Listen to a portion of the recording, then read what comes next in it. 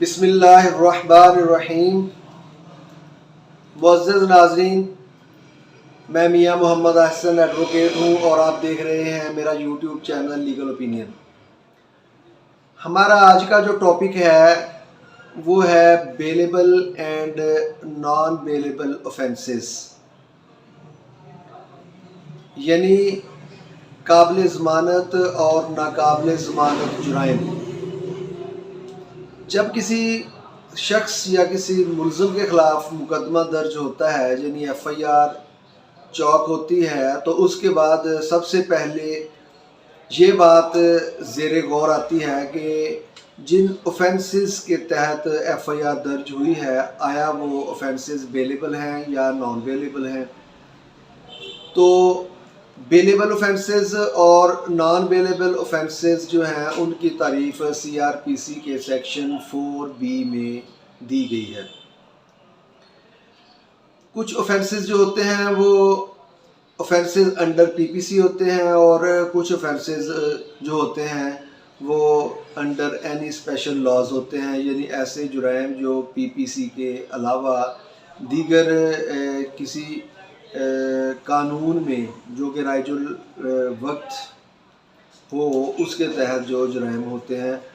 वो भी देखने होते हैं कि बेलेबल हैं या नॉन बेलेबल हैं। तो सबसे पहले मैं आता हूँ कि इसकी तारीफ़ क्या है बेलेबल और नॉन बेलेबल ऑफेंसेस की। According to section 4B of CRPC,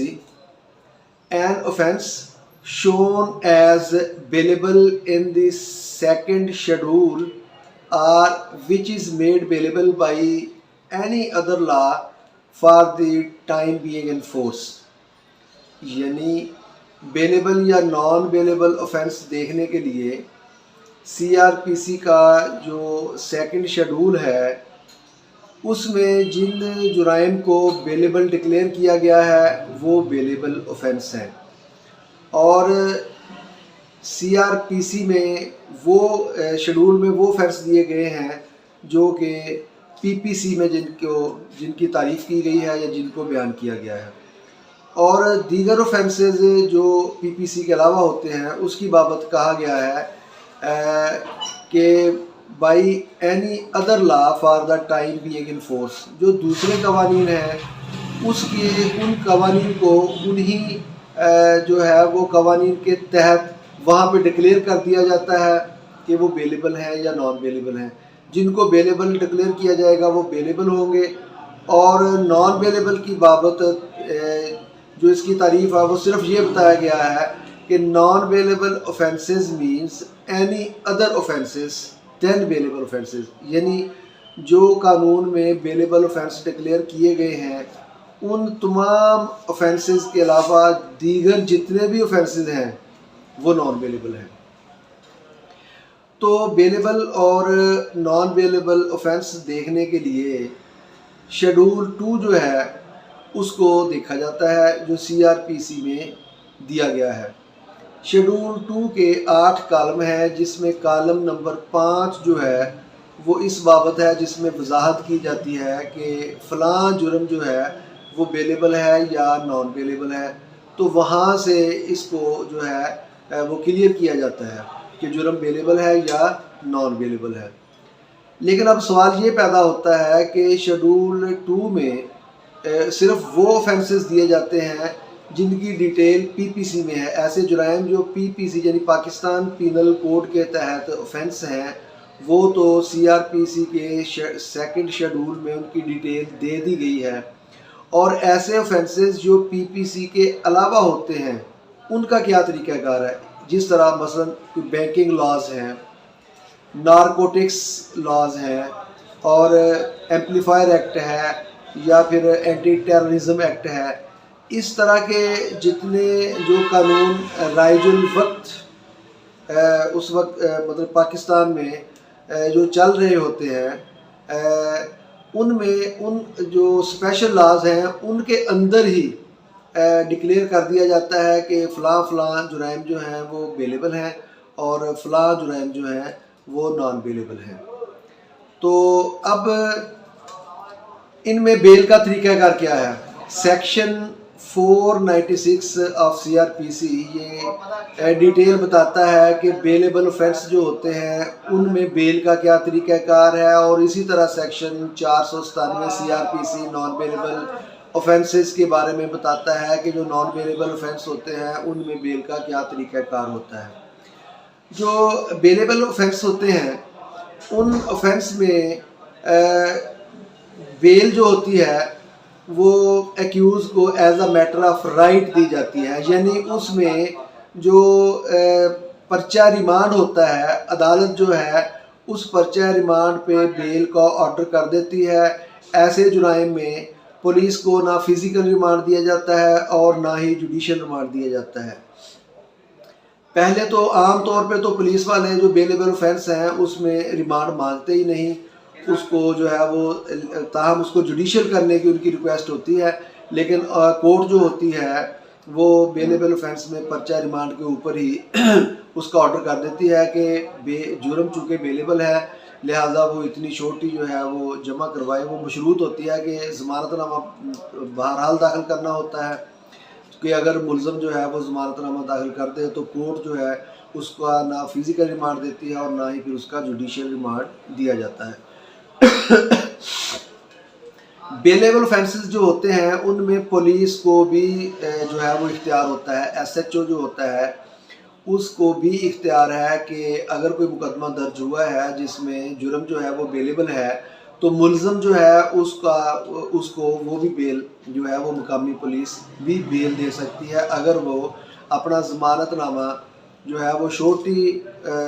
जमा करवा देता है, तो पुलिस जो है वो बेलेबल ऑफेंसेस में वो भी बेल ले सकती है और एक्यूज़ जो है उसको बेल पे रिहा कर सकती है। लेकिन आम तौर पर जो है वो पुलिस इस तरह के जो है वो कामों में नहीं पड़ती। वो कभी उनका अपना ज़ाती कोई इंटरेस्ट हो तो वो ले लेते हैं, लेकिन आम तौर पर वो मैटर जो है वो कोर्ट के हवाले करते हैं और फिर कोर्ट जो है वो बेलेबल ऑफेंस जो है उसमें वो पर्चा रिमांड पर बेल का ऑर्डर कर देती है। अब सवाल ये पैदा होता है कि जो नॉन बेलेबल ऑफेंसेस हैं उन जुराइम की क्या सूरत हाल होती है। नाम से इस तरह मालूम होता है जैसे नॉन बेलेबल से मुराद ये हरगिज़ नहीं है कि नॉन बेलेबल ऑफेंसेस में मुलज़म की बेल नहीं हो सकती। उन जुराइम में भी मुलज़म की बेल हो सकती है, और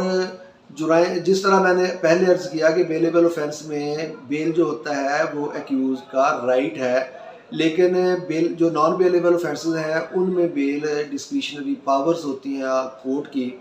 तो अगर कोर्ट सेटिस्फाइड हो कि मुलज़म जो है उसकी बेल जो है उसको बेल देनी चाहिए तो फिर वो बेल बॉन्ड की श्योरिटी का ऑर्डर करती है। बेल दायर करने के बाद दोनों फ्री कैन को सुनने के बाद अगर अदालत सेटिस्फाइड हो कि मुलज़म जो है उसको बेल पे रिहा कर दिया जाए और जब तक उसका फ़ैसला नहीं होता जज़ा सज़ा का तब तक बिला वजह मुलज़म जो है वो जेल में ना बैठा रहे, तो फिर उसकी बेल जो है वो नॉन बेलेबल ऑफेंसेस में ग्रांट कर दी जाती है। नॉन बेलेबल ऑफेंस को जो डील करता है सेक्शन वो 497 ऑफ CRPC है, जिसकी बाबत हम डिटेल से अलहदा एक वीडियो बनाएंगे। फिल वक्त मैं इतना ही अर्ज़ करना चाहता हूँ कि नॉन बेलेबल ऑफेंसेस जो होते हैं उनमें बेल सेक्शन 497 CRPC के तहत जो है वो ली जाती है। और नॉन बेलेबल ऑफेंसेस में ऑनरेबल कोर्ट की सेटिस्फेक्शन ये ज़रूरी होती है। उन्होंने ये देखना होता है कि आया मुलज़म जो है वो ज़मानत के बाद फ़रार होने का उसका कोई खदशा तो नहीं है कि अदालत उसको ज़मान पे रिहा कर दे और फिर वो भाग जाए और दोबारा जो है वो कोर्ट की तरफ जो है वो रजू ना करे, या आया बेल लेने के बाद वो जो मुद्दई या मुस्तगीस फ्री के गवाहान हैं उन पर तो असरअंदाज होने की कोशिश नहीं करेगा मुलज़म, या उनको थ्रेट तो नहीं करेगा, उनको डराए धमकाएगा तो नहीं, उसको जो है वो शहादत देने से तो मना नहीं करेगा। और अगर इस तरह का कोई मामला हो तो फिर अदालत जो है वो बेल ग्रांट नहीं करती। और बाज़ औक़ात ऐसे भी होता है कि बेल ग्रांट करने के बाद अगर अदालत के नोटिस में ये बात आए, कोई एप्लीकेशन आए कि फ़लाँ मुलज़म जो बेल पर रिहा हुआ है और वो रिहा होने के बाद जो है वो थ्रेट कर रहा है गवाहान को या कोई इस तरह के मामला कर रहा है या वही जुर्म जो है वो दोबारा रिपीट करने की कोशिश कर रहा है, तो उसकी बेल जो है वो खारिज भी की जा सकती है। और नॉन बेलेबल ऑफेंसेस जो होते हैं उसमें बेल जो होती है उसके बदले में ऑनरेबल कोर्ट ऑर्डर करती है कि आप श्योरिटी बॉन्ड जमा कराएं, ज़ामन आएगा, वो अपनी किसी फ़र्द या किसी प्रॉपर्टी के एव्स जो है वो अदालत में देकर उसकी ज़मानत देगा और मुलज़म जो है फिर उसको ज़मानत पर रिहा किया जाएगा। दोनों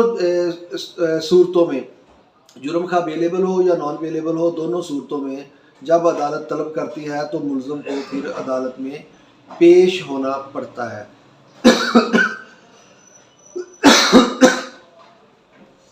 और एक प्रोटेक्टिव बेल भी होती है। प्रोटेक्टिव बेल होती है कि अगर मुलज़म के ख़िलाफ़ कोई मुकदमा दर्ज हुआ और मुलज़म को कोर्ट तक जाने से पहले गिरफ़्तार होने का ख़दशा हो, तो मुलज़म जो है वो किसी हाई कोर्ट से या उस जो रेलेवेंट सूबा है उसकी हाई कोर्ट से जो उसके नज़दीक हो प्रोटेक्टिव बेल ले सकता है। और वो अदालत जो है वो उसको प्रोटेक्टिव बेल जो है वो सिर्फ इस हद तक देती है कि जब तक उसको टाइम दिया जाता है 1 या 2 दिन का, कि 1 या 2 दिन तक उसकी बेल जो है वो ले ली जाती है और फिर उसको हिदायत की जाती है कि रेलेवेंट कोर्ट जो है वहाँ पे जाके उस कोर्ट के साथ जो है वो रिज्यू किया जाए। तो ये आज का टॉपिक था बेल के मुतल्लक, यानी कौन कौन से ऑफेंसेस बेलेबल हैं और कौन कौन से नॉन बेलेबल हैं। तो मेरे ख्याल में इसकी बाबत जो है वो अब आपको आपके जहन में क्लैरिटी आ चुकी होगी। तो इसकी बाबत अगर कोई बात समझ में ना हो तो कमेंट सेक्शन में आप अपना कमेंट भेज के मुझसे उसका जवाब ले सकते हैं या फिर मेरे व्हाट्सएप नंबर पर कॉल करके भी पूछा जा सकता है। अगर आपको मेरी वीडियो पसंद आती हैं और आप चाहते हैं कि मेरे बेल जो है उसका नोटिफिकेशन आपको मिलता रहे, तो प्लीज़ आप मेरे चैनल को सब्सक्राइब कर सकते हैं और बेल आइकन को भी दबा सकते हैं। Thank you for watching. अल्लाह हाफिज़।